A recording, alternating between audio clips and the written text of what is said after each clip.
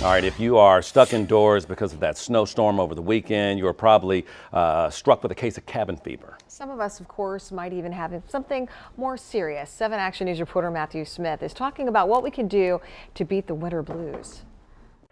Yeah, hey there guys, we're inside Planet Fitness this morning in Southfield. Take a look over here, you'll see all sorts of people working out right alongside me. Doctors say this is a great thing to be doing this time of year. Why?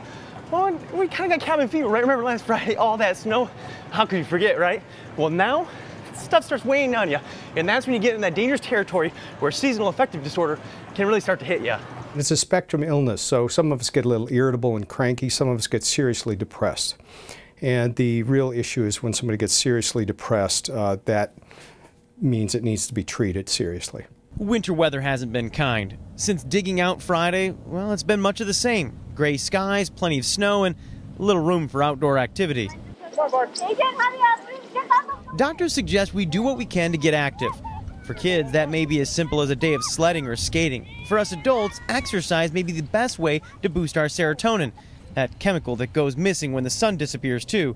And if we're being honest, the winter blues sound cutesy, but it's much more serious. Most diet and health experts recommend foods chock full of lean protein and omega-3 fatty acids. Fish is one great option.